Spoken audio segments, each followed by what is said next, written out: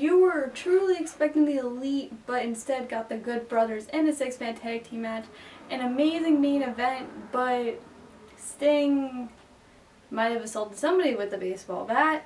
An amazing brawl to kick off New Year's Smash Night 2, and a match for the NWA Women's Championship that made Ty Conti look like a star, and of course the waiting room with some implications surrounding Britt Baker and Thunder Rosa. All that and more on this episode of Kimmy Talks Wrestling, where we are reviewing Night 2 of New Year's Smash, and all that is starting right now.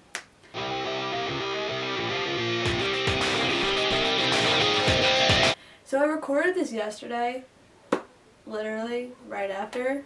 Let me ask these cards decided not to work.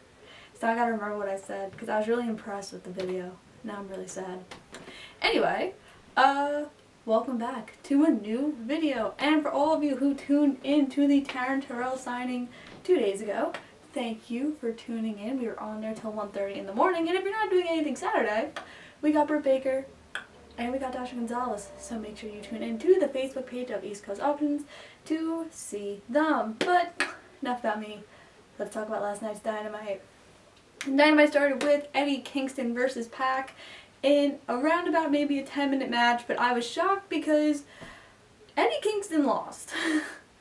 I think that Kingston needed the win here. I think I touched on this last week, that because I feel like Eddie Kingston is destined for greatness and 2021 is going to be his year, and truthfully I really can't remember the last time he won a singles match.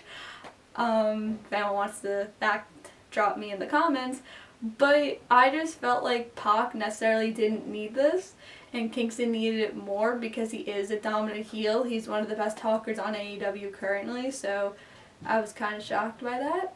But it was a good match. Like I said, it went for 10 minutes, back and forth, kind of. Pac mostly had offense and Kingston had basically nothing, but it was a good match. I just expected another winner. And let's go to the Elite, because the Elite was not the Elite. It was advertised after last week's shocking ending to Dynamite, where the Young Bucks joined forces with the Good Brothers and Kenny, but the Elite that was in action last night was not the Elite you were thinking of, because it wasn't Kenny and the Young Bucks, it was Kenny and the Good Brothers. Don Callis, Kenny, and the Young Bucks had a backstage interview about what happened last week, and Don said, you know, I like your theme song. You guys could go out there and do a separate entrance. Don goes to announce them into the ring and announces the Good Brothers instead. Tony Khan and the Young Bucks looking gorilla, very angry, upset, and Kenny and the Good Brothers take the win here. But the shocking thing was not that. See, well, it was shocking, but then there's more. And then, you know, there's a brawl, Moxley comes out, and then there's a brawl, and the whole roster's in the ring, and the Young Bucks not only attend to the need of Kenny and the Good Brothers, but Penta and Phoenix super kick the AEW World Tag Team Champions. And I'm confused now. Only because, are the Young Bucks still a heel, or are the Young Bucks a face? And then is Penta and Phoenix, if the Young Bucks turned face yesterday, are Penta and Phoenix now, like, with Kenny and the Good Brothers, or are they just challenging the Young Bucks? I thought we were going to do SCU versus the Young Bucks. I'm very confused of what we're doing here. It's good. I just want, like, obviously it's going to be announced next week, but I just want to know what direction we're going in. Like, are we getting the Lucha Brothers versus the Young Bucks for the 15th millionth time, which I don't care about because it's a really good match? I don't know.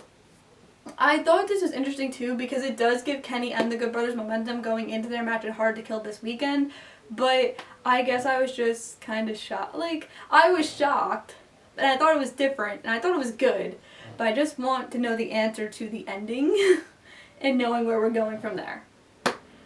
The waiting room, however, this was pretty good.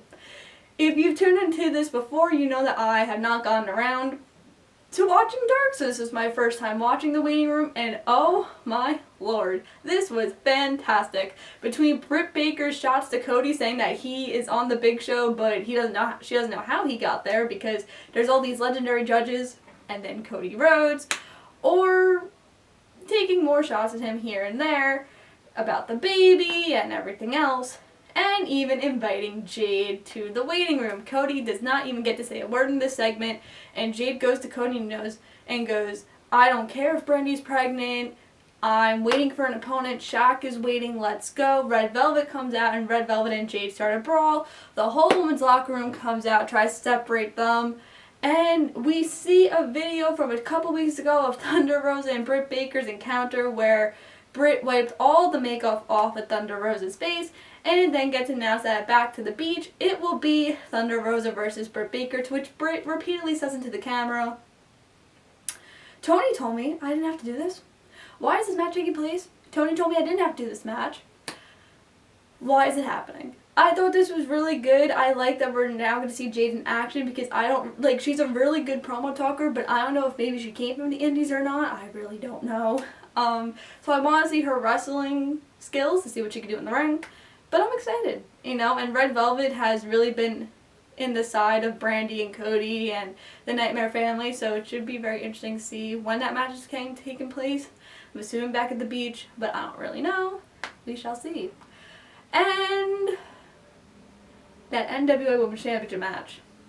My girl Ty Conti, one hell of a job. I could say that this was probably her best match she's ever had in both WWE or AEW.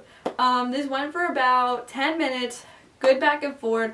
Dee really knew how to make Conti shine in this, that there were a couple times where I was even like, oh my god, is she gonna win? Please win.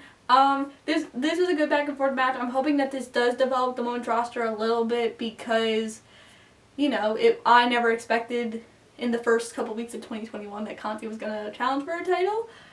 But I just want more build to the matches. I like that we're including both women's titles on Dynamite, but a build. And not just on the YouTube series Road to insert pay-per-view or special event here. Build it on TV. What if people don't watch YouTube? I watch it. But what if people don't? But like I said, this was a good match. I'm hoping that Conti does get more title opportunities as well as Anna Jay within the year. And I will say it now, by the end of 2021, Anna Jay or Ty Conti will be AEW Women's Champion. That's my prediction. And going to that main event for the highly anticipated 8-month feud, we had Darby Allin versus Brian Cage for the TNT Championship, and it was okay. This was my thoughts. I felt like you've already very much said repeatedly on commentary that Brian Cage is over 100 pounds on Darby. I felt like you did not need that table spot. You didn't need the stairs. You didn't need the belt. If they just had a standard wrestling match, I felt like that would have been better. I thought the match was good, but I just felt like you didn't need those spots. At the end, of course, Team Taz was getting involved. Ricky Starks was trying to push Darby off the top rope, and the lights go out. Sting appears, hits Ricky with the bat. Darby pins Cage, clean-ish. The snow comes and Dynamite goes off the air. Now, I do want to know, is Sting managing Darby Allin? Is Sting going to challenge for the TNT title? Is Sting and Ricky Starks going to have a match? I mean, I don't know. It's not like somebody ruined his career, which Rollins didn't. I'm not pointing at my Rollins cutout and saying that. But I just want to know where we're going with this. I feel like we've been hyping up for too long that I kind of want an answer. It's been well over a month now.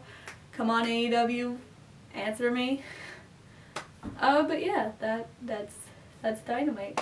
I thought New Year's Smash was good. I felt like night 1 was better than night 2, and I felt like the matches that took place last night should have taken place last week, and then last week's card should have taken place last night because I felt like there were bigger matches and bigger implications.